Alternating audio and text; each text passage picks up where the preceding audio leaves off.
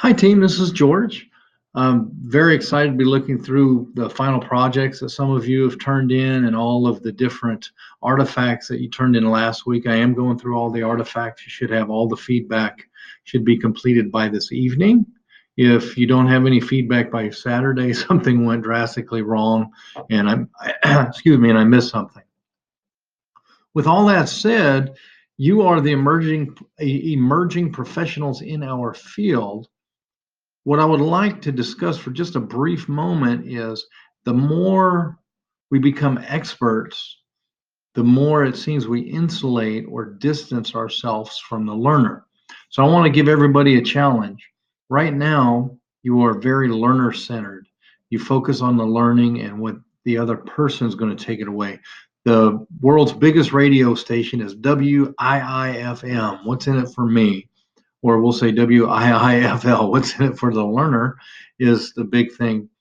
But something crazy happens as we become more and more of the experts at this is that we tend to isolate ourselves from that, think more about the learning, quote unquote.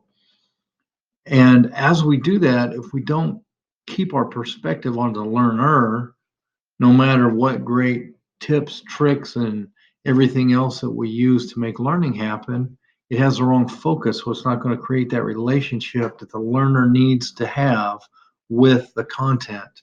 Because learning is when a learner connects or builds a relationship with the content. That's where the magic happens.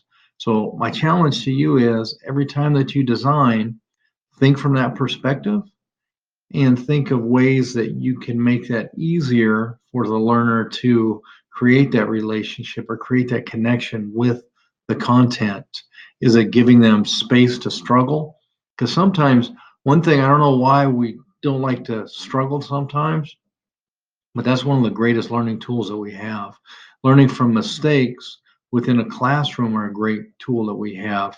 I actually implemented one of our biggest classes. We had a built-in space of time where we would troubleshoot mistakes that people actually made within that specific class because it happens. It was very organic and it worked very well. So think about what you're going to do as you become the bigger and bigger professional within our field, the expert, I should say. You are professionals, but the more you become the top level experts in our field, are you going to insulate yourself from that learner and the experience and get stuck on the education, or are you going to do what you're doing now and truly focus on that learner and really engage the learner and think from their perspective on what it would be or what would build that relationship the best? So just food for thought. And this has been a fantastic class. I appreciate all the effort everyone's put into this because I know it's not the only thing tugging at your time. So have a fantastic week, and all the feedback should be in by this evening. And when I say evening, I'm on the West Coast. So probably nighttime for you, but it should be there. So have a fantastic week.